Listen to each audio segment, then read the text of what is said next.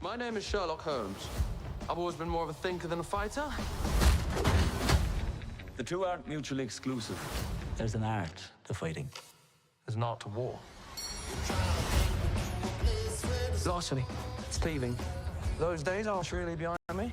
I'm in Oxford now. You have to promise me something. Anything, Mother. Stay out of trouble. Sherlock Holmes. James Moriarty. Sherlock is making friends. Sherlock never made any friends. What game are we playing today? What game would you like to play? Don't! Mycroft, what the bloody hell is going on? You mind telling me why your brother is standing at the scene of the crime? Oh dear. I'm curious as to why I'm being set up for murder. But I need proof.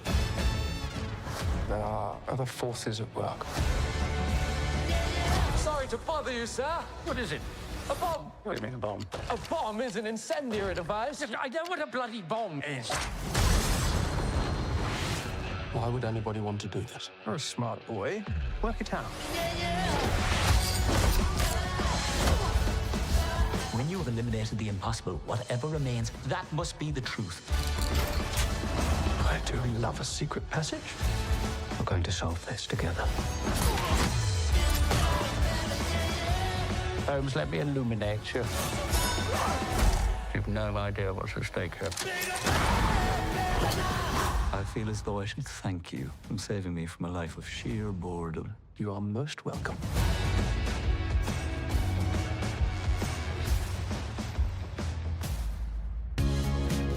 Hello, and hopefully, welcome to the periodic table of awesome. Are we here? Are we here? Yes. The terror. I can see, look, like things are going up on the little screen. I hope people can hear us. How are you? Can you guys hear me? Oh, you guys can hear me. This is great. Fine. Yeah. Amazing. We can hear you. Yeah, excellent. Hello. This roundup sucks. No, it was all this is a working great so roundup. well. Excellent. Thank you for confirming in the chat there. Thanks, Predicanga. Just tell us yes. Excellent. It's a bit soft. Excellent. Turn up your Right. volume. Yeah. Turn up the volume. No, don't do that. That's rude. Anyway, how are you guys? You guys good? Yeah. Hey. Yeah. Having a nice time. I don't even have a whip crack anymore. That sucks. Oh no. Oh, we can do it. Whoopah. Yeah. Oof. That's That's not into that. That sounds soft. I mean, if I went to a BDSM place and someone came out and went whoopah, I'd be like, oh, can I have my money back? Okay, right. Sorry. Oh, this is me attempting to quote from Friends and then realizing because is it Chan? No, it's Joey. Joey No, who Ross does it. Ross is the whoopah, isn't he? Yeah, he can't do the. Yeah, he goes. he's a whoopah. pathetic piece of shit. Oh, Yeah. Oh right. Yeah, He's the worst friend. he is. That Right. is absolutely correct. Yes. okay. How are we all? Have we all had a fun week? This is all good. We're good. We've all been watching enough television and other stuff, Oh my God. media. I can't find enough hours to watch all of this television. No, There's we so kind of much TV. we sort of Pete. had to divide and conquer, didn't we? We did. Pete, how are you doing on your television watching? I'm not watching a lot of recreational television at all. But I've managed a few bits and pieces here and there. That's good. That's good. Excellent. You have something to talk about. Fantastic. All right. Okay. Show can continue. Yay. As long as the tech holds. Yeah. Good show is a quick show. Yeah, good show. It's a quick Yes. show.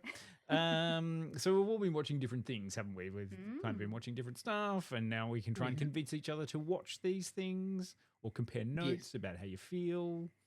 How's that Yes. go? I didn't watch any One Piece yet. I'm going to get around to it. We're going to get to Yes, it. yeah, I know. That's I've next got a week. whole bunch of One Piece to watch before next week. So yeah, I do want to say just before we kick straight off into this, I'm going to pour one out for a show that we just reviewed recently. That has had its official cancellation today. Starfleet Academy has been officially cancelled after 2 seasons. Two seasons? Well, They've got filmed signed the for a second. Oh. right, okay. They Right. filmed the second season. They've finished filming, and it has now been cancelled. Which Yeah, I'm 'cause actually going I- to say I'm pissed about. I'm very disappointed. Well, I'm sorry, Queenie, because I specifically wrote to Paramount and told them to stop it. You motherfucker. God damn it. I don't care if it was just your birthday. Happy birthday, I'm dropping some Jill. F's in the chat. Mostly F for fuck you, Jill, for cancelling the show that I like. I will admit on stream, I finished the season, and that by that 10th episode, I was like, where was this? Because episode 10 was some classic Trek. So Yep. Oh, okay. Yeah. I will come back for season 2. Yeah. And that's all you get. And that's all I get. And by the looks of it, that may also now be currently the last of any Star Trek being produced at the moment. Oh. Is that because Paramount just absorbed, like, they just Netflix did that or big, whatever? like, Warner no, Brothers. not Netflix. They just absorbed Warner Brothers. Yeah. Oh, sorry, Warner Brothers. There's that, but also because Paramount have been licking the boot of the Trump administration for a while now, and of all of the streaming people out there, they're the ones that generally people are like, oh, yuck. Yeah. So a show as progressive as Star Trek probably wasn't going to be high on their list. Well, of shit that means they also own HBO. They do. And Hulu, which is like terrifying. Anyway, we don't need to think about the worst Monopolies outcome. don't exist. No, of course not. Of course not. And no one gets frustrated playing that game. It's fun for the whole family. Yeah, totally. Of the one company that owns everything. Wait, what? Oh. If I didn't play with my family, I would end friendships. So Okay, and what happened in the trailer that we just watched, which was Young Sherlock, which is on Amazon Prime. yes. Yes. And I have watched some of it. Has anyone else watched some of it? I have. I watched the first 3 episodes. Great. So I watched the first one episode and I There really you liked go. it. Yeah. You know what? I didn't think I was going to like it. I thought, oh, God, do we need a young Sherlock? But you know what? I actually am enjoying it. I'm very surprised. After one episode, I was kind of like, oh, okay, yeah, I could kind of see where this is going, but I haven't gone back for more yet. Okay. How is this competing against Enola Holmes? Because we had different. Yeah, it's very different. It's Guy Ritchie. All right, what's your job? Yeah. And that was kind of what made me not sure about whether I would like it or not. Yeah. I have a love-hate relationship with Guy Ritchie products. But I think the actors are quite charming, and the bromance is very shippy. So there's something for everybody there. I am surprised by this one. So it's giving me like young Indiana Jones or James Bond Jr. vibes. Okay. You know what vibes it's giving me? The original Young Sherlock Holmes, the movie from 1985. Oh, God. Really? Yeah. No, not even remotely, but yeah, I was about to say, like stylistically, they're completely fucking different. But I like that they're, essentially doing exactly the same thing, but with 1000% more geezer. And I actually really love that 1985 film. Like, it's one of the first uses of CGI that was ever put on film, and it is because I remember watching it going, it does actually make sense in the context of the film. Okay. There's a knight that is made out of stained glass window that jumps out of the window, and then it looks like he's about to attack someone. Okay. It's a whole thing. It's like the Scarecrow in that's the whole village. People freak out about seeing things that aren't there. Yes. Yeah, like they're being drugged and stuff like that. Yeah. But it was, and I remember watching it as a kid and going, I have no fucking clue how they did that. Like, this is magic in front of me right here, because I don't know how they did that. Only many years later did I find out that it was the first actual use of CGI. So, I mean, other than Tron, but but that was hand painted. Yes. Anyway, that's not got nothing to do with this fucking show. No. But look, who's the ship? Hey, who's the ship? I didn't pick it up in the first episode. I didn't really pick that up as cleanly in the first episode. The only ship that exists in Sherlock, him and Moriarty. Yeah. Okay. I'm sorry. I feel. Did you not watch the Benedict Cumberbatch one? Oh wait, no, sorry, that was Watson was there too, but there's no Watson in this one. No. This is friends to enemies. Oh, Lovers to enemies. Right. Friends to lovers to enemies. Yeah. Oh, okay. Sure. It's public domain. You can do whatever you want. Fucking oath. Yeah, and everybody's fucking doing it. Yeah, since the success of Heated Rivalry, now it's just like, ooh. Yeah, there's some heated rivalry in this one. Let's touch tips for everyone. Wow. Look, Young Sherlock's pretty fun. Like, I mean, it's very much trying to do its level best to be fun and enjoyable and create this situation. And it's not getting irritating yet, but I feel like it could. Oh. Yeah. I feel like it could irritate me soon. And I've watched 3 episodes, so I'm just a little bit like, oh, it seems to be the same thing. It's like, well, how does Sherlock get out of this one? But, you know, good, like, you know, big cast. Lots of people doing stuff. Colin Firth. Baby in there. Yeah, chuck him in. Yeah. You know, we've got a couple of finds in there, you know, which is always nice. Father and son, correct? Joseph Hero and is Hero. Joseph's son, is that correct? Correct. Okay. Yes. And you know, Colin Firth, which is better than the slightly less popular version, Colin Second. And you have Max Irons, who's Jeremy Irons' son. We've got 2 Nepo babies. God, it's just Nepo babies all over the place. Yeah. Do we feel like is this Sherlock too, like, because Sherlock has always been kind of portrayed as being a little spectrumy and a bit fucking you know, doesn't really understand how people work, is just really good at reading I'm not them. getting any autistic vibes. No, I kind of felt like he was very very socially capable, and that's not something I've always gotten from as a story beat from Sherlock as a character. This is very much like, how did Sherlock Holmes become Sherlock Holmes? He's kind of like learning on the job in this series. You kind of like, oh, okay, well, that's how he learned how to do this, and that's how he learned how to do that. So, right. And it seems to be Moriarty is the one teaching him all of this. Which makes perfect. the friends to enemies to lovers all the more sweet. But like, yeah. So how many of you watched it? 3. Jill, how many of you? Yeah, 3. And I'm 3. halfway through episode 4. Nice. Look, I am liking Zine Tseng. Hopefully I got that right. Who's a Taiwanese actress who is playing a character in this new sort of thing. Like, she's pretty cool. She's the one who seems to be doing all the cool things, because unlike the first attempt that Guy Ritchie did for Sherlock Holmes, which had Robert Downey Jr., you know, doing that stuff, in this one he's kind of plays Sherlock as a bit inept and hasn't learnt anything yet, so needs someone who's able to beat people up, and they've made that character a woman, which is quite good, kind of. But they've set it around Oxford, you know, the most prestigious university that you could ever go to, for bloody Oxford University, like all that kind of, it's just a little bit like... I think the Cambridge would have something to say about that, but... Yep. Was it Oxford or Cambridge? I can't remember. They're in Oxford. Yeah. But the other heated rivalry is Oxford v Cambridge. Yeah, I was just hoping I didn't get it wrong. But it's starting to feel a little bit like, oh, there's a big overarching narrative and plot and stuff going on. It's like, nope, it's kind of Monster of the Week, guys.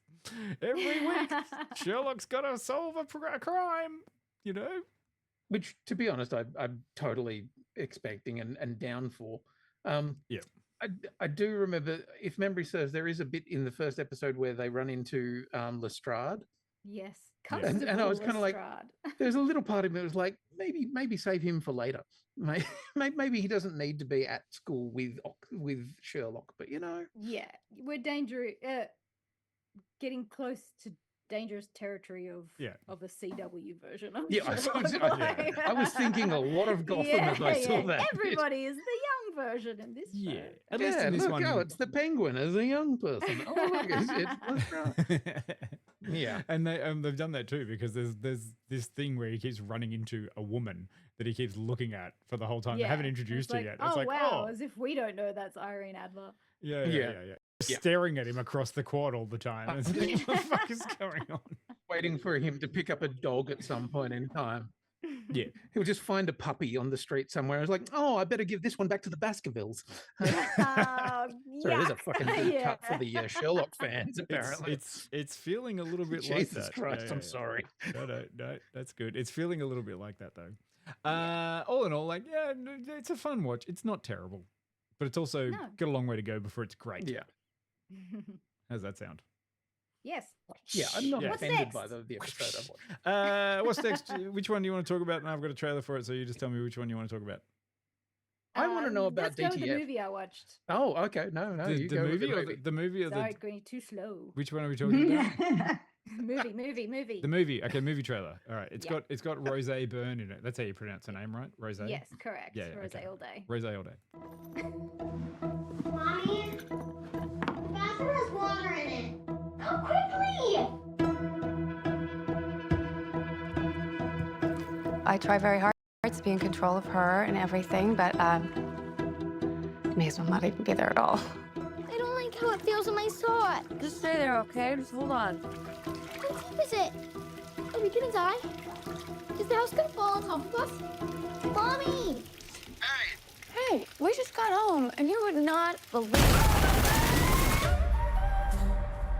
We are out of time. I have another patient coming, so. Wait, now what about the 10-minute warning? Yeah, I just wasn't paying attention. You didn't respond to the email that I sent you about my dream. I don't respond to my clients' dream emails. I know you have a lot on your plate, but she's getting better, and the rest of it is totally temporary. You need to be a team. There's a whole... I know. The problem with that logic, though, is that I'm not a housewife. I work, too. Oh,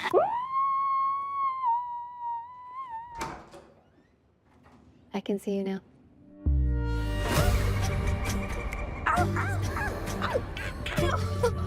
You've missed the last few weeks of family sessions. I told you what happened. Our entire ceiling fell down, and we're living out of the hotel. Yes on these, but no on the wine. But it isn't even 2. It's 1:58. By the time I ring these up, it will be past 2. Yo, Crazy Pants. I was gonna partake in surfing the web for some things that I'm into. What kind of stuff? I'm supposed to know how to fix this. I'm supposed to know how to fix her. what is it you think it's your job to fix? I'm asking you what I'm supposed to do. Can you hear me? I would like you to get a good night's sleep. Whatever. This isn't supposed to be what it's like. This isn't it. This can't be it. Everything is under control.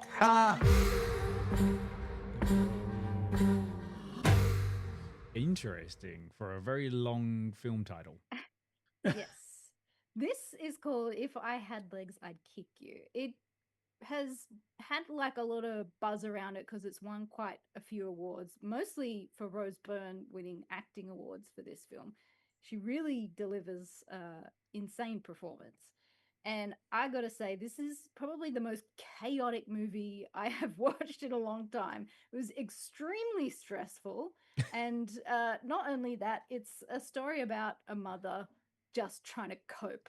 And that's not something I can entirely relate to, but I really get the pressure that she's under and oh my God, the chaos of this film. So basically, like the title is, if I had the tools, I would fix this situation. So she's completely out of her element throughout the course of this film. She has a child with an illness that I think is like a food aversion kind of thing. So the kid's not getting enough nutrients and has a feeding tube.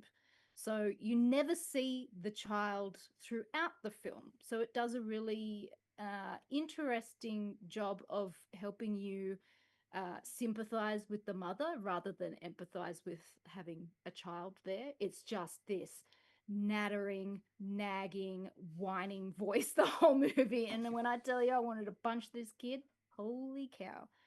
And then she has a husband who is just like not there. And he's constantly on the phone with her, like berating her for like, why aren't you doing enough? But mind you, she's a psychotherapist, so she's got a lot of people that are like in her office every hour complaining about their lives. So, wow. And the whole thing that sets all of this chaos into motion is her ceiling collapses in her apartment, floods with water, and so her and her daughter have to shift out and live in a motel. And this is where we kind of join the story. Right. There's never a moment of rest in this film. There's constantly noise going on. She's always talking with someone, and if she's not, her phone's always ringing. So it's like this constant bombardment of, I need your attention. I need your attention. I'm kind of where Tari is at on this one. Like, that sounds like a big note to me. Yeah. I watched it yesterday after work, and I wasn't particularly tired, but by the time this film was over, I was exhausted. Good warning there, which is just like, hey. Yeah, you have been warned. Are you feeling, are you feeling relaxed and relatively good? Do you want to put something on? Because this will give you the opposite effect. This is just panic disorder. But there was a lot of clever storytelling in this movie. Like the hole in the ceiling is kind of representative of the hole in her daughter's stomach with this feeding tube, and the whole thing about like pressure from the doctors of like, she needs to gain the weight so we can get her off the tube, but she can't get off the tube because she doesn't want to eat. And so it's just this vicious cycle.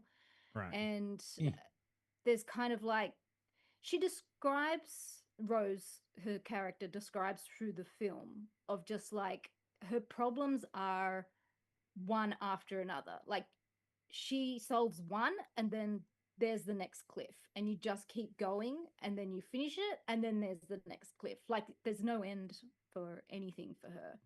So there's a point in the film where she's like, okay, well, we need to solve this daughter's feeding tube problem. And when she's like, fuck it, we're just going to take the tube out, and she does, then all of a sudden her husband's back and the ceiling's fixed.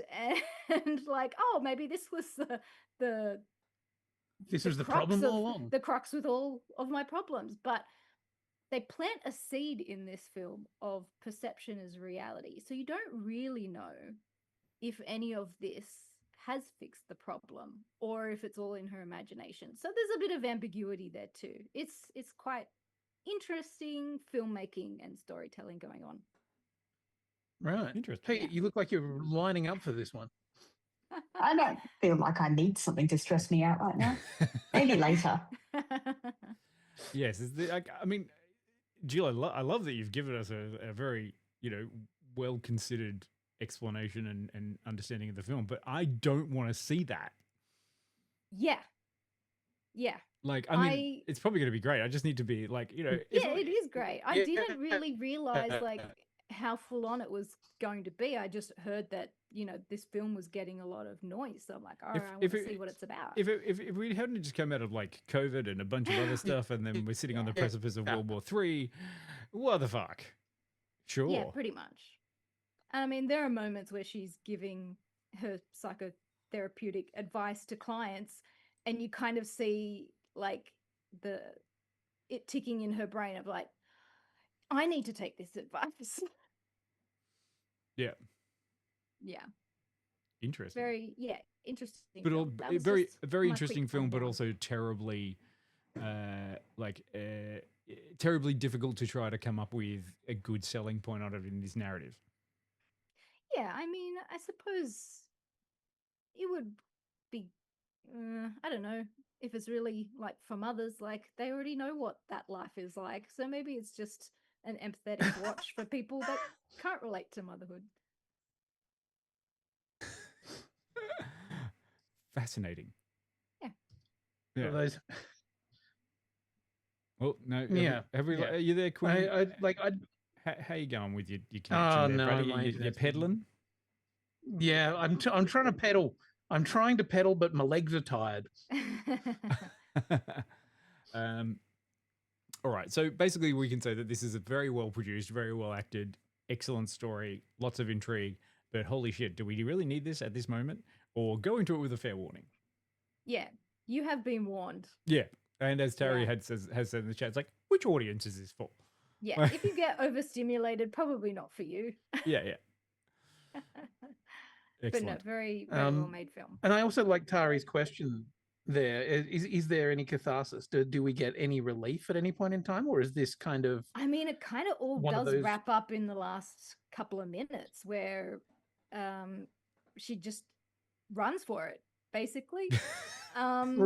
Just makes a break for it. Just like, yep, done. I'm out of here. Fantastic. And it doesn't work. And then that's kind of the moment where you start to see the people in her life as human beings. And you're like, okay, maybe that was a turning point for her. Now she can move things around and make life work. Okay. So coming from If I Had Legs, I Would Kick You. Now we're going to go to, what did you say earlier, Quinny? You want to see who's DTF? Yeah, I want to know who's DTF. All right, in St. Louis. We'll see. We'll have a look.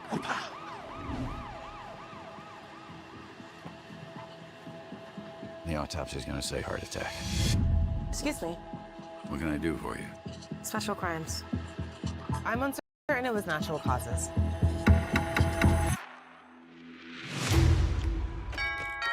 Come on in. Hello there. Hey, Clark. Carol? I saw this thing, an app. DTF St Louis. You meet these people so you can spice up your life. You know, spice it up. What's DTF? Down to... Whoa. You work together here? Yeah, Floyd was a colleague and a friend. How did you get into signing? I have Peyronie's disease. I have a curve in my penis greater than 30 degrees. Profile name, rock solid. Because I feel like I'm a pretty dependable person. Suburban dad. I will help you all of the time. You introduced him to DTF St. Louis. Your buddies now. Dead. I want to know more. We always want to know more. Intimacy's been missing for so long. Had you ever discussed leaving your husband? Wow. No way, Jose. Wow. Wow. That was weird. No one's normal. So good. Just looks that way from across the street. You want my dreams? Give me your dreams. What's one of your dreams? I would like for you to go about your business. Do tasks on your phone while you sit on my face. Here we go. Keep it down.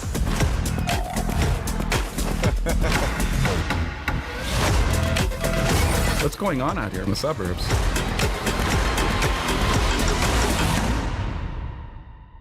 I love you. I love you too. Interesting. Okay. What's this all about? Apart from the DTFing, which I think we got from the trailer. It's a weird one for me, and I didn't mean to watch it, but it is the only thing that I've watched recently that is new. So I didn't mean to watch it. I bring it to you to speak of it. I think I mentioned it last week because it happened to autoplay on HBO when I had my AirPods connected to my Apple TV, and I wasn't close to the TV when one show ticked over and another one started. And I was like, that's all right, I can just listen to this while I'm folding my clothes. And like for 20 minutes, I had no idea what was going on because it kind of jumps around in time. I later realized that one of the characters is an ASL interpreter. So there were things happening on the screen. There was dialogue on the screen that I couldn't see or understand. But it is very much a show don't tell type show, particularly to begin with. And I got so confused that I then had to actually sit down and watch it. Damn it. Not one of those shows even you though could it's just not carry a on. genre that I would generally go for. Is it particularly when I don't have a lot of time. Is it a crime? Is it just basically a whodunit, or is It's a dark comedy. Right. I mean, you can kind of see that the style of comedy it is. I usually enjoy that style of comedy. You know, like it's a little on the absurd side, just from being so straight-faced about the humour in it. I mean, it's lit like a serious Scandi noir. It's performed like a serious Scandi noir. But obviously there are elements to the characters and the dialogue that are kind of carrying a level of absurd comedy to it. But yeah, it's basically an unfolding crime mystery, murder mystery style thing. Definitely not the vibe that I got, because I looked at a little bit of a trailer and I thought, is this sort of a sex kind of feel, like, I don't know, like is this an interesting show about modern people and their weird sex lives? No. Yeah, that, because I must admit that's what I thought I was going for, or what it was, but clearly not at all. Yeah, I'm still not sure how I feel about it, to be honest. 4 episodes in, I'm not sure whether I recommend it. I'm not quite sure where it's going. I'm not quite sure whether the things that are making me feel a little bit weird about it from a problematic basis are going to resolve in a positive way that redeems them or not. David Harbour makes me feel icky. Especially in a show about... And David Harbour wearing a fat suit, because anybody wearing a fat suit for any reason makes me feel icky.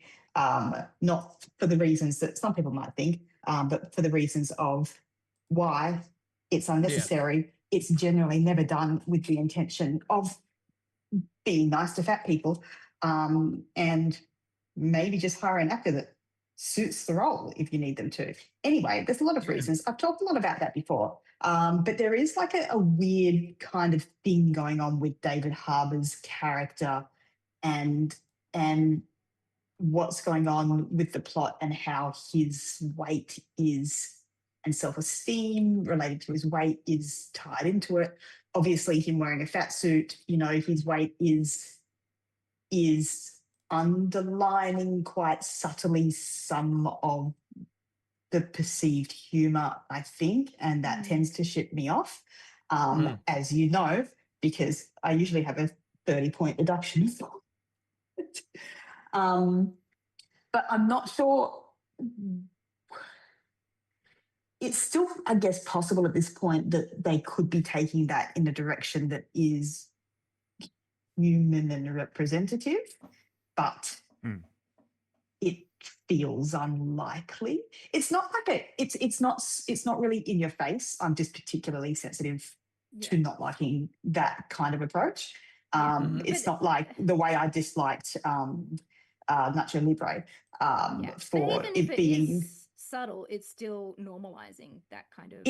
And it's subtle. It's there because it is normalized. I don't think a lot of people would feel particularly uncomfortable about this because it is being done in a way that is very, it's not overt. It's not, you know, it's not like making obvious fat jokes or anything, but there's just a little twinge of that kind of like, oh, it's funny because he's fat. And he's wearing a fat suit. And so there is and that kind of element kind of crept into it more and more. So it started to ick me out a little in that regard. And it's not to say that depending, because it is very like the way it's unfolding, it's jumping around in time a lot. You're never really 100% sure what order the things that you're seeing have gone in at any particular time, because there's a lot of flashbacks from different perspectives, and not even really flashbacks. It is just this kind of like layered storytelling that cuts from past to future, and when you're in the past, you don't know which part of the past you're in a lot of the time. So as to you know, whether it's going to unfold in a way that is, human and representative, or if it's just going to be a punchline, we'll kind of decide on how I end up feeling about it, if that makes any sense. Yeah. Which is why I'm like, I don't know if I recommend it yet. It's always interesting that if they feel the need to do a fat suit, it's usually because they need to be able to have the character not be fat at some point within within a time frame. That's the only reason you really do it, other than cast somebody who's of an appropriate weight. So you're like, okay, so clearly we're trying to do something here, but it is then that shitty thing of going, we're going to make the occasional jibe about it, not even a joke, just a little underline of like, there's a bit of perceived visual humor here that I didn't even read to begin with until I remembered that for most people that would be funny, and it's just not for me because I've done a lot of very specific and intensive brain training around the way I see bodies and their worth. So if you kind of take that element of me being suspicious of people's motivations in terms of the way bodies are represented out of the picture, it does have the potential to be kind of a human story. Like, it seems that like a lot of what's underlying the way these relationships, these kind of twisted relationships, and we don't know how they're twisted yet, but the way they're unfolding, there seems to be like an underline in there about like male friendship and that kind of thing. But then I'm like, that could also be twisted somewhere that's kind of good or tone deaf. And I just don't know which way they're going to twist it yet, which in a way is like, if you like mysteries, there you go. I don't know where this is going. Right. Yeah. So it's twisty enough because it's told in this unreliable timeline way that you don't really know where it's going, but it has a few other issues about it. It has a few other issues about it, which might not be huge issues. Maybe I'm oversensitive to them. But it really depends on how the whole plot ends up coming together, I think. Interesting. I kind of feel like I want to watch a little, like I want to give it an episode, but I'm not sure yet. Yeah, I'm kind of invested now in just finding out what the fuck is happening. So I will probably finish it and I'll let you know. Okay. That was going to be my main question, is like, do you feel like this is a thing you're going to persevere with through to the end, or are you going to kind of just, No, I think, well, I guess it kind of depends. It doesn't feel like something that's going to go on for 20 episodes. So it feels like I can stick it out, and the mystery is intriguing enough that I'm kind of like, well, now I kind of need to know exactly how all of these bits and pieces pull together in the end. And like, it's in many, many ways, it's really well done. If you like that kind of thing, which, in terms of dark, absurd humor, I do tend to like that kind of thing. In terms of unfolding crime dramas, not for me, but if you like unfolding crime dramas, you would probably like it. Okay. Interesting. All right. Well, speaking of unfolding crime dramas. Fuck you. And I'm guessing here because I haven't seen any of it. That's right. It's The Shrinking. No, it's not. Are we going to do that one that you have watched, Quinny? Yeah. Yes, we are. It is called Scarpetta. Scarpetta. So do we have it? Scarpetta. Do we have a trailer? We do. Excellent. Let's do that. I, Dr. K. Scarpetta, do solemnly swear I will faithfully and impartially discharge all of the duties incumbent upon me as Chief Medical Examiner to the best of my ability. Second time's a charm. Good luck, Dr. Scarpetta. I came back to this job because I didn't like the way I left things last time around. I'm Dr. Scarpetta. It's a 5th victim in 2.5 months. Second chance is pretty hard to resist, right? Is it a second chance, or am I just looking to mess myself up again? It's all over the news. What? Our Lady of the Train Tracks, that's what they're calling her. 2 women with the same head wounds. What we're looking for here is a serial killer. This case and my first one, there are too many commonalities for them not to be connected.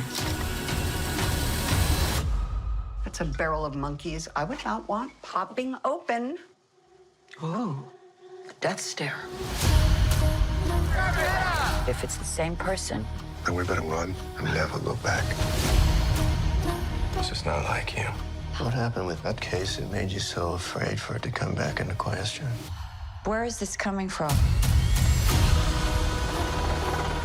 No secrets between us, not any.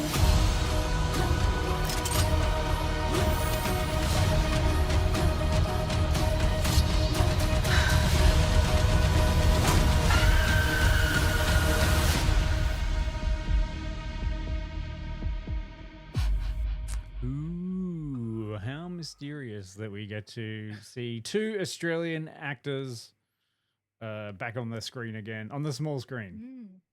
Yeah, well, a Seeing bunch Simon of them. Baker in a minute. Yeah. Yeah. I've got a lot of love for Simon Baker because he's a Launceston boy. He's the mentalist. He is a man. But it has been a while since we've seen an awful lot of Simon Baker. This is okay. So the storyline behind this one, or the reason I watched it, is because my partner has been reading these books for about 20-something years. Oh, it's based on books. It is based on a very long-running series of books by Patricia Cornwell. Cornwall, sorry. Yeah, so the Scarpetta books, there are 28 of them now, I think. 29. She had 29, sorry, fuck. Okay. And yeah, she's been writing these things since like 1990. So you've got like this long-running story with this character that obviously appeals to a particular demographic. She's a super forensic pathologist, you know, who is amazing at knowing all of these things and can, you know, it's look, my initial thing was, oh God, this is so twee, it's so obvious. And watching it with my partner was really interesting because this is one of the first times that she has watched something that she's very heavily invested in, and seeing an adaptation of something that she's loved for 20-something years.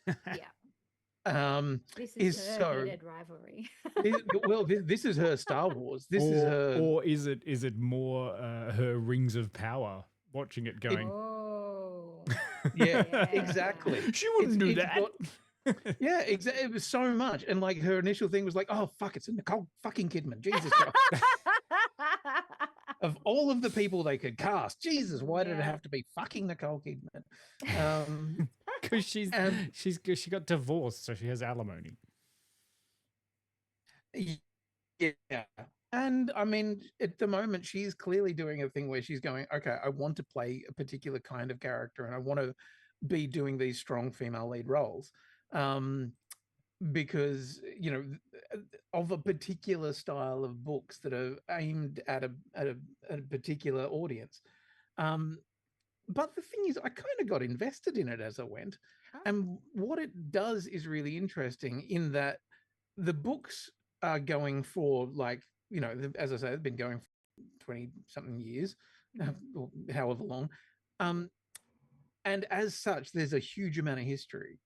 But what the series has kind of done is gone, okay, well, how do we incorporate elements of the older books and elements of the more modern stuff? We tell a dual narrative, and the dual narrative is set in 1990-esque with the young Scarpetta, who is, you know, investigating a particular case and finding out what's happened, and then the older cast, which are Nicole Kidman, Jamie Lee Curtis, Bobby Cannavale, and Simon Baker, they're dealing with a new serial killer, and then realizing that, you know, partway through, they've gone, oh shit, hang on, we may actually have fucked this up entirely and got the wrong dude for the last 20 something years. And our entire careers are based on, it sounds kind of obvious. There's enough character stuff in there that I was like, okay, this is quite interesting. Yeah, that does sound. And my internet shit itself again. Yeah, I can tell. it did. You're all looking at me. I mean, to not focus on like one book story as series so often do, it does sound interesting that they're actually branching across the whole series. And plus, you're giving more than one actor a bit of a go at stuff. So, and also it takes the load off. You know, it's not just Nicole Kidman has to be in every episode and in everything and all that sort of stuff. I was probably in her contract somewhere. I'm only working 3 days a week. Goodbye. Oh, yeah. Well, and the thing is, she is in every episode. Yeah. And there's some interesting casting, like Pete Moreno, the character is played by Bobby Cannavale in modern days, but in the past it's played by his son. And that worked pretty well. I thought. There's a weird sort of subplot where the Jamie Lee Curtis's daughter, her wife has died a few years ago, and so she has developed an unhealthy relationship with an AI version of her dead wife. Oh God. Yeah. Oh, okay, that's new. Yeah. To be putting it on TV. This is the thing, like there's occasionally some really interesting ideas in it that you're like, that's a weird concept that I'm not like, and you know, the modern stuff is about 3D printed organs, and like, you know, there's a murder that may have happened on a fucking space lab, like a Skylab type thing that, you know, but are they getting paid in crypto? What the fuck, man? Yeah, it sounds like Patty was stretching on some of these later books. Yep. I think Patty was just trying to, you know, speak to the youth. Get relevant.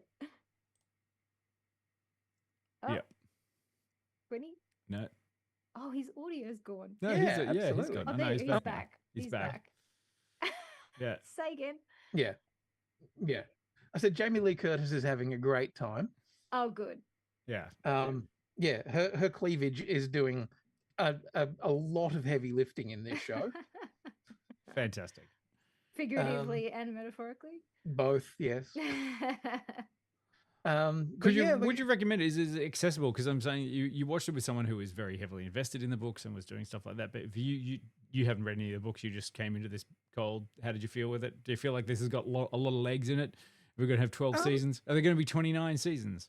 I don't know that there's going to be 29 seasons. They may like I could imagine they'll do a few more, because they've got a really strong structure where they can, you know, do an old story and then tie it to a new story. And I mean, by the end of this season, it really hasn't finished. It sounds like a law keeper's nightmare. I mean, you're on a show, so you have to know everything about the books, and you have to go, oh, by the way, we're just going to skip back and forth between things. It's like, no. Yeah, and I got to say, like, together. My partner was spent a lot of time going, no, that's wrong. That's wrong. I had to gonk her once or twice. I was like, yes, but that's what's in the TV show, my love. So that's what we're going to have to go with. Yeah, welcome to our lives. Yeah. It was a very odd experience as somebody who has, you know, had my thing that I love. Yes, many adaptations. Yeah, many things that I love been adapted many times, and always going, oh, but they fucked that a bit up. Oh, Jesus. Yeah, you know, going, oh, see, it sounds like the rule of thumb is that TV fucks stuff up. Sometimes. Oh. Not always. So, but you recommend Scarpetta? I would recommend it. Like it's a bit of fun. Right. Like it's if you can get past the Kidman of it all. Oh yeah. The face is not acting. Though she's clearly eased off the Botox a little bit, because really? now her eyebrows do move, and you can occasionally see she can emote like from eyes up. but she does still have the weird jawline and everything. I'd watch it for the brow movement alone. It's been a while since I've seen those puppies move. Look, watch it for Jamie Lee Curtis. Like she's having more fun than anyone else. I just want them to remake BMX Bandits, for fuck's sake. You cowards. And not change Nicole Kidman. Just make her the same character and cast kids all around it. Just to watch. That'd be fucking great. Pete, you're a producer. Get onto it. Need a team that did Pen 15 for that one. Yes. Fine. Yeah, I do. I also feel like I don't think you would live if you walked towards Nicole Kidman's agent with a script that said BMX Bandits. I think you would be quietly taken out by the sniper. All right. So last one. Yeah. I'm not going to shrink away from this one. Ta-da! The goat is back. Oh, thank God. There he is. Alice is going to be heading off to college soon. I'm going to play soccer in Connecticut! How you dealing with it? All I want is for her to live with me until I die peacefully. And then she can go off and make whatever mistakes a young woman in her 70s might make. Well, that sounds healthy. I know I gotta move on, but I'm so stuck, man. Things change suddenly with the break of the dawn. Life is going to keep demonstrating what you need most. Mama, I can't believe We've got great friends. It sucks that we're such good people. Right? Got a job that we love. It's a good life. I know you want more. Okay, bye, Jimmy. Dude, how did you not ask her out? Liz, you know I hate being spied on. Hey, she's right, though, man. That was painful. What the hell? I told you she liked him. Hey, got it. I got it. Everybody, get out of my yard. everybody needs someone that ain't gonna leave. You're afraid to move forward, but all of us need to do that. Sometimes I just feel like I'm not doing what I'm supposed to be doing. Sometimes I feel like you need a therapist. Do you have a therapist? I did, but he said I didn't need it anymore. That never happened. Maybe happiness is not this impossible thing. You just have to choose it. What are you in for? Parkinson's. You? His haircut.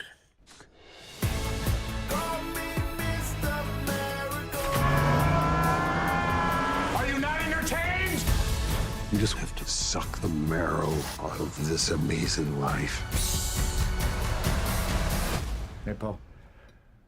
Want to do it with me? I actually do. Awesome. Yeah! Call me Mr. Miracle. I do have one small request. Can we do face paint for the game today? She said no, Derek. Come on! Chest is still good, though, yeah? She said no paint anywhere. What are we, Quakers? When did I join Club No Fun? Shrinking season 3. After the emotional damage of season 2 and the personal attack of season 1, I've been quite enjoying season 3, which seems to be a bit of a turning point towards what I fear is going to be more emotional damage at the end of season 3, because the start of season 3 is actually quite hopeful. Like, it's bad situations. People are going through stuff, but they seem to be moving forward in a positive way and making good life choices. So I'm just waiting for the end of the season to destroy me. Right. Well, I'm going to wait until the whole thing is out before I even start watching. Right. Yeah. What was that, Pete? How far in are you, Dion? I stopped at about the 4th episode. I haven't caught up yet. I'm fully caught up. So yeah. I'm one behind. How's my thing looking? You're going to be okay, I guess. Maybe. Good. Yeah, nice. Yeah, it continues its run of being extraordinarily good at kicking you in the dick or genitalia of choice, but it's emotional. It's sorry, Pete. You like the face. You just like no. It hasn't stopped doing what it does, Exactly. which is good because that's why it's good. Yeah. I know what I'm in for. Yeah. Although interestingly, Zach Braff has been directing some episodes in this season, and also coming back for Scrubs, which I completely forgot to talk about. And so just like the new Scrubs. I haven't watched any of the new Scrubs. Jill, have you? No, and Pete's really shocked. She didn't know there was a new Scrubs. The new Scrubs. It's not even a reboot, Pete. It's No. the same cast. They're all back. Sort of. What is happening? Yeah, exactly. They came back and they the just fucking 1990s, early 2000s again. and they just ignored season 9. They just kind of went. They just ignored it. They just don't talk about it. They just kind of go, it didn't really happen, and then have moved on to this thing. And I wasn't down with it until about halfway through the first episode of the new season, and then I was like, yeah, that's the Scrubs. They've got that mojo back. But we're not talking about Scrubs. We're talking about Shrinking. Sorry, I brought it up. Maybe we do need to talk about Scrubs. I don't know. Where are people at on Scrubs? I haven't watched any of the new Scrubs. I don't want no Scrubs. Motherfuckers, go out and watch new Scrubs. Scrub is a show that can't get no love. Okay, so Dion says yes. Dion says yes, Scrubs. Yes, Scrubs. Okay. That's one vote for yes. Yep. Right. Okay, well, Anyway. Dion doesn't fuck around, so maybe I'll have a look. Yeah. Yeah. It's good. It's There's the best thing. Dion doesn't fuck around. No. Well, if anybody in this group does, it's Quinny. He always hate watches stuff. He's like, I started it. I better finish it. Yeah. Fuck you, Jill. I feel way too seen by you tonight. It's streaming on Disney Plus. Yeah. It's streaming on Disney. Yes, thank you. But I also have a problem with watching absolutely terrible shit too. I was going to say Dion is the master of watching terrible shit, or watching things not as they were intended. Yes. I watched it by reading the Wikipedia summary. Yes, but I have to say, I watched you didn't watch it. Yeah, and I'm still waiting to get back into shrinking, and it's lovely to see some people coming up, and I'm having a bit of a sad with it because I'm feeling like I'm watching people who I know and have grown up with and have done a lot of other things, kind of doing their last one, and it's starting to feel a little bit like shit. Yeah, there's a lot that probably is going to start to hit very close to home for people in our particular slice of generation and older. I know that there is a lot there that's hitting very close to home for me. At the moment, to the point where if after the second episode, I actually thought that I might not be able to watch any more this season. But then I just kind of dipped back in carefully. Yeah. There's new characters that are dealing with new problems, and I love that older characters are finding different reasons to do what they do, which I enjoy a lot. Like Gabby finds new reasons to do what she's doing and new challenges in that. Jimmy continues to be kind of the fucking Jimmy. Yeah, Jimmy continues to Jimmy throughout, and you kind of can't help but go, Jimmy, Jesus Christ. That's what he's but there even for. he by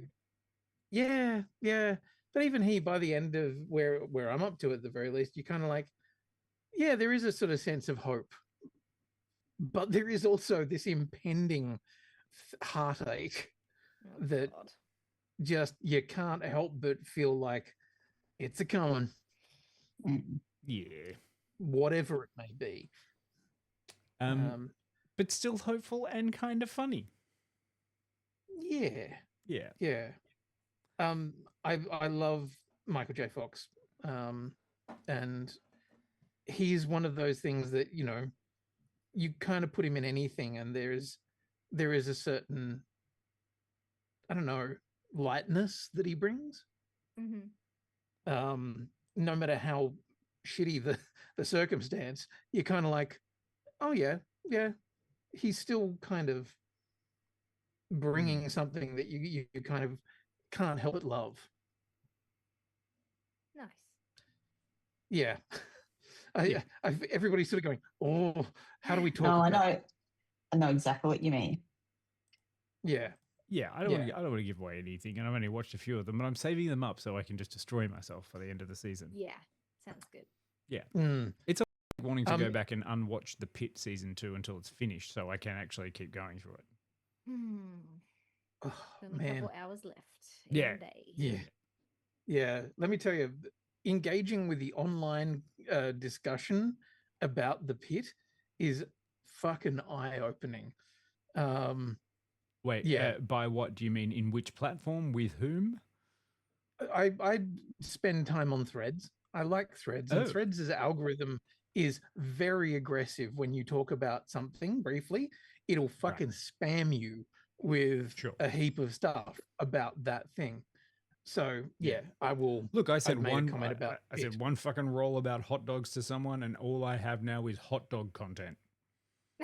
I don't This particularly is after your clown porn. I don't know. This is it's been replaced with hot dogs now, and I'm not a particularly huge fan of hot dogs. I just want it to stop.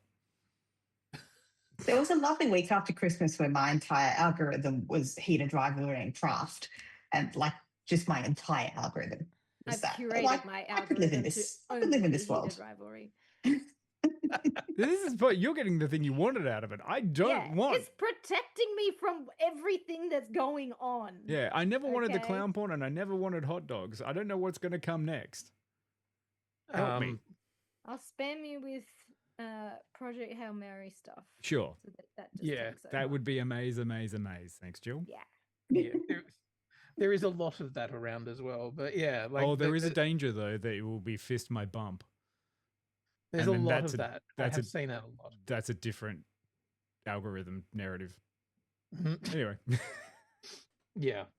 I haven't commented on shrinking yet, so I don't know whether I would be completely swamped by shrinking content. But yeah, there are some very, very dumb hot takes about the pit out there, let me tell you.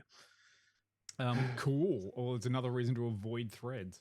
Yeah, I have heard that Threads is getting a bit toxic, like Twitter levels. It's not nowhere near Twitter levels. Okay. Nowhere near. Maybe not in the pit fandom. Yeah. Find the right fandom and you'll be like, okay, yeah. You know, you find the positive ones, they're talking about Star Trek or whatever, and you're like, yeah, I'm going to glom onto that. I'm not going to engage with the dickheads out there. But the pit is interesting because the characters are at odds with each other in a lot of cases. Mm-hmm. And you'll find that they are people very heavily agree with one or the other, but the circumstance in the show is that both are right and wrong. Right. Okay. There's factions. And yeah, like, you know, there's a character in there that you're like, okay, I can see why you do this, but you're being an asshole. And you're also right, but you're also kind of wrong. And that just means that the discussion online is vicious because there's a lot of people out there who cannot and will not see two people's perspective at the same time. Yeah, that baby Jane Doe, she's a cunt. You heard it here, folks. Jill's self-cancelled. Happy birthday to me. I'm of the internet. Yeah. The best thing is with language like that, Jill, you are up for a role in Deadlock season 2. I can't wait to get started on that. Yeah, I have watched the first episode and I'm going to go watch some right about now. Excellent. And there's more. There's still Daredevil to come out. There's still Tonight. Maul Shadow Lord coming out in April. Yeah, that'll should tide us over. Animation, Jill, that's from the same Clone Wars creators doing Darth Maul. Maybe we can talk about it in anime. Oh yeah, God, anime's coming up. Jeez, sweet. Forgot all about that. And Peter's like, oh fuck, not again. She loves Star Wars animation specifically. Specifically. That was my first introduction to Star Wars was through animation, so exactly. You know, I don't dislike them as much as you might think. No, you loved the Ewoks cartoon. I know. We have had these conversations. You loved Wicket and Nisa and Matt Berries. Matt Berry. Yeah, exactly. Nisa, hi. That's what Wicket sounds like when he enunciates. Yes, Wonder Man got a season 2. Be looking forward to that. Which one's All Mankind. Wonder Man got a season 2. Yes, yes, very excited for that. I'm just looking. I liked season 1 of Wonder Man. Back to space. Looking forward to more Ben Kingsley, but yes, also yes, Back to Space for All Mankind. We'll see how much makeup Joel Kinnaman's wearing. Yeah, too much. Look, it's too much. It's a geriatric astronaut. Yeah, It still has the build of quite a muscular man. yes. A 30-something-year-old who goes to the gym a lot. That's what happens when you spend your declining years on Mars, apparently. Yeah, they're not talking about all the bone density loss that happens when you're in space, but sure, no worries. If he comes back to Earth, he's dust. Yeah. I really liked how they did that in The Expanse. Do you guys remember that show? The Expanse? Yes, yeah. Yeah, they had that thing as the spacers, the people who'd sort of grown up and were always in zero G and everything. The way to torture them was just to expose them to Earth's gravity. Like, it was torture for them because they had elongated limbs and they weren't used to gravity and all this kind of stuff. And it was just like, oh, what are you doing? I'm just hanging him here because the gravity's crushing him until he talks. It's like, And oh, God. honestly, could you imagine how fucking painful that would be? If like all of your bones and muscles and everything in your body are not designed for being on a particular kind of gravity? That'd suck. Yeah. Anyway. So, next week, One Piece. We've only got one piece of information for you all. Yes, we're still searching for the One Piece. Yep. I got to try and remember what the first season was about. Gum About fruit. A bunch of cosplayers acting out a series. But they're doing it with a budget. Very well-made sets. Yeah. It's got a budget. It was a bit of fun. And I suppose that's what the whole thing was. Like, One Piece isn't supposed to be fucking serious. No. So, just take it with a grain of salt. Sure. Yeah. Every time I look at it, I can't help but think back to the Cowboy Bebop live action thing. That's So hopeful for that. I was so hopeful, It really had the potential to be fantastic. Yep. Can't believe they fucked that up. Yeah. Anyway, it just leaves everyone open for more Harold and Kumar movies. Sorry. But no more Star Trek. Yes, no more Star Trek. So don't forget to go out next and watch One Piece Season 2 to come back next week, and we'll go through all of that fun. Thanks, guys. Now, I've got a couple of things there that I'm definitely going to check out, and a couple of things I think I'm going to avoid like the fucking plague. I'm glad we distributed the love here about like who gets to watch what. Yeah. Sorry, Pete, you took that one movie that I don't think I'm going to watch. Jill watched the movie that we don't want to watch. That's all right. Women are interchangeable. It was Jill. It was always Jill. I thought it was Peter who said that she was going. I was going to kick that thing. Oh God, I don't know. No, Jill. Yeah, I Peter was definitely DTF. remember her talking about it for 10 that's minutes right. solid Fuck's tonight. sake. Yeah. I'm a terrible human being. I don't see. I just see people as shapes. Yep. Jill's giving us the wind up. Sorry, Peter's giving us the wind up. Night, girls and boys. Next week we're gonna have our screens swapped. Right? I'm just gonna say Nobody Peter. will notice. Wait for him to find out what's happened. You just start calling me Barry or something. You're like, yes, Barry. That's good. Terrible person. Call him Kyle. Kyle Sandelman. Oh, fuck. That's your doppelganger, Queen. Oh, I know. no. According to everybody else. That's all right, Goody. You got fired. Yeah. You're fired. All right. We're going to Thank go. Thank you, Jill, for sending us off. All right. Good night, We're gonna go. everybody. Good night, Australia. Close your eyes and I'll kiss you.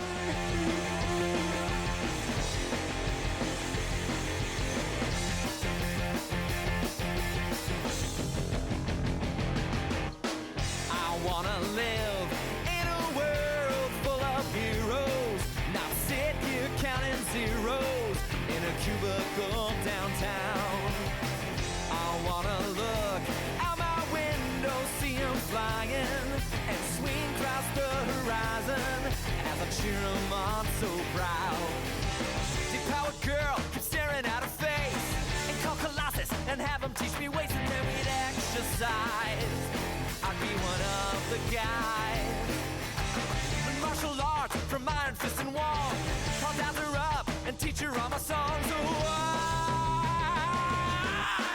I wanna live in a world full of heroes, not cooking up these heroes at my parents' restaurant now. I wanna yell out Avengers assemble, not order up for Ethel. Yeah, we're right up cheeky now. Date Emma Frost and have her read my mind. Or Magdalena, her artifacts I find, and then we catch a symphony. It'll just be her and me. Call Lucky Barn and arm wrestle for hours.